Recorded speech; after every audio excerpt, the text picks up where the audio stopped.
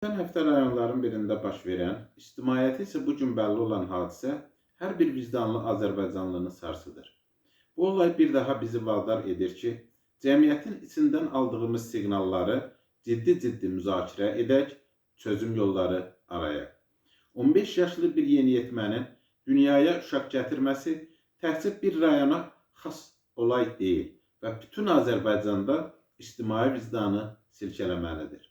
Hal qaziyə belədir ki, Ucar rayon mərkəzi xəstəxanasının doğum şöbəsinə 15 yaşlı rayon sakini yerləşdirilib. Aznews Az portalı xəbər verir ki, bu barədə təbib rəsmi açıqlama yayıb. Açıqlamada deyilir. Aprelin 14-də saat 19:00 radələrində 2011-ci il təvəllüdlü hamilə doğum sancıları ilə Ucar rayon mərkəzi xəstəxanasının doğum şöbəsinə hospitalizasiya olunub. Ona 31-32 həftəlik hamiləlik diaqnozu təyin edilib. Pasiyent saat 20:20 radələrində çəkisi 1900 qram, boyu 44 sm olan oğlan uşağı dünyaya gətirib. Aprelin 17-sində Zahı kafi vəziyyətdə sahə həkimi, amma ginekoloqun nəzarəti altında ambulator müalicə üçün evə yazılıb. Hadisə ilə əlaqədar hüquq mühafizə orqanlarına məlumat verilib, deyə təbibin açıqlamasında vurğulanır. Daxili İşlər Nazirliyi də məsələ ilə bağlı açıqlama verib.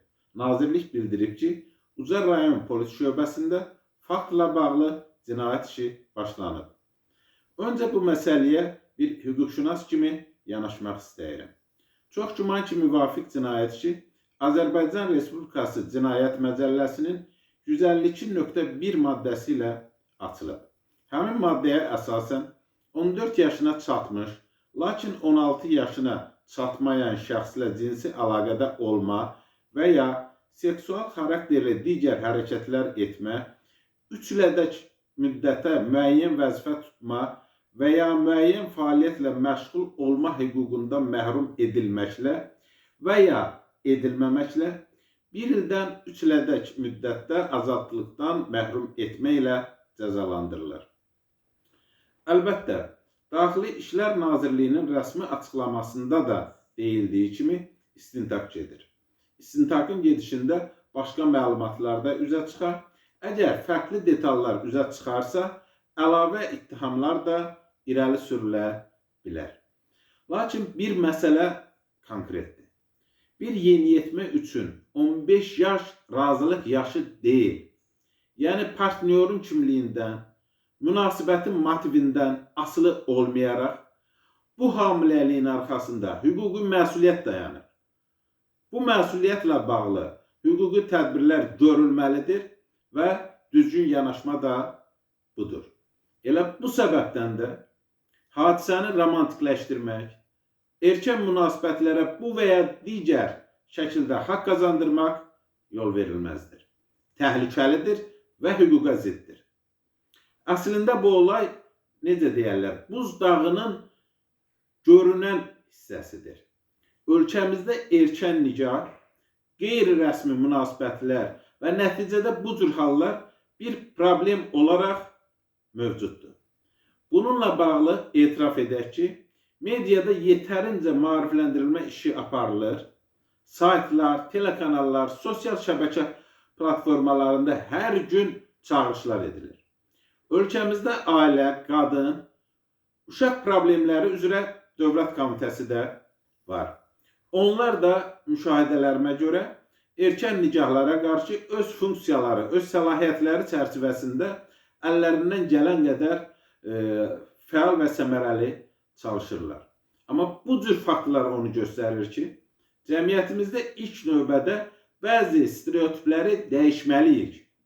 Erkən cinsi münasibətlər, erkən nikah və bu qəbildən olan halları qətiyyən legitimləşdirmək, olaylara ictimai bəraət qazandırmaq olmaz. Belə şeylər həmişə olur. Yaxud ailə qurur, xoşbəxt olsun kimi yanaşmalar ortaya qoyulmamalıdır.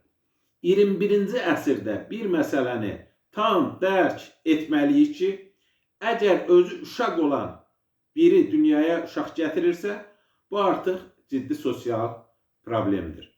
İkincisi, erkən nikahlar, boşanmalar, övladlar üzərində valideyn nəzarətinin zəifliyi Azərbaycanda ailə modelini riskə atır.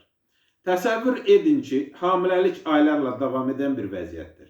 Lakin ailə son anda xəbər tutur ki, onun övladının hansısa gizli münasibətləri var. Əgər ailə bunu görməyibsə, deməli evdə nəzarət problemi var. Yaxud görüb və susubsa, bu daha ağır məsələdir və mütləq araşdırılmalıdır. Bəzi hallarda isə ailələr problemləri gizlətməyə cəhd edir, biabırçılıq olmasın deyə hər şeyi örtbasdır etməyə çalışırlar. Amma bəzən nəticə daha ağır olur. Cinayət riskli doğuşa çevrilir. 15 yaşlı uşaq doğum evində yox, təhsil sisteminin içində, məktəbdə, parta arxasında olmalıdır. Bizim təhsil haqqında qanunda deyilir ki, Azərbaycan Respublikasında təhsilin əsas məqsədi Azərbaycan dövləti qarşısında öz məsuliyyətini dərk edən, xalqının milli ənənələrinə və demokratiya prinsiplərinə, insan hüquqları və azadlıqlarına hörmət edən, vətənpərvərlik və Azərbaycançılıq ideyalarına sadiq olan, müstəqil və yaradıcı düşünən vətəndaş və şəxsiyyət yetişdirməkdir. Əgər bir şagird 15 yaşında ana olursa, demək təhsil sistemi bu məqsədə çata bilmir. Odur ki, sual verirəm. Həmin şagirdin təhsil aldığı məktəb o yeniyetmə qızla bağlı riski niyə vaxtında aşkar edə bilməyib? Sualı daha geniş çərçivədə səsləndirək. Məktəblər sosial nəzarət mexanizmi kimi niyə effektiv deyil? Məhz bunun səbəbini Azərbaycanda geniş yayılmış və təhsil sistemini qara bazara sürükləmiş repetitorluqda görürəm. Repetitor bazarı Azərbaycanda təhsilə, elmə, ailə institutuna və şəxsiyyətin formalaşdırılması prosesinə elə böyük zərbələr vurub və vurur ki, biz cəmiyyət olaraq bunun ağrısını hələ çox çəkəcəyik. Ona görə də Azərbaycanda progressiv cəmiyyət quruculuğuna hardan başlamaq lazımdır? Yeni mərhələyə harda keçməliyik sualına mənim bircə cavabım var. Repetitor fəaliyyətinin kökü kəsilməli, bunun üçünsə Dövlət İmtahan Mərkəzinin əksər səlahiyyətləri ləğv olunmalıdır. Bu qurum qəbul prosesində şəffaflığı təmin etmək üçün ancaq və ancaq bir pəncərə funksiyası daşımalıdır. Nə qədər ki, şagirdin və müəllimin fikri dərsdə deyil, nə qədər ki, qanuni təhsil bazası karyera qazanmaq üçün yetərli deyil, heç bir nazirlik, heç bir məmur öyrənmə prosesini dövlətin rəsmi məktəblərinə qaytara bilməz.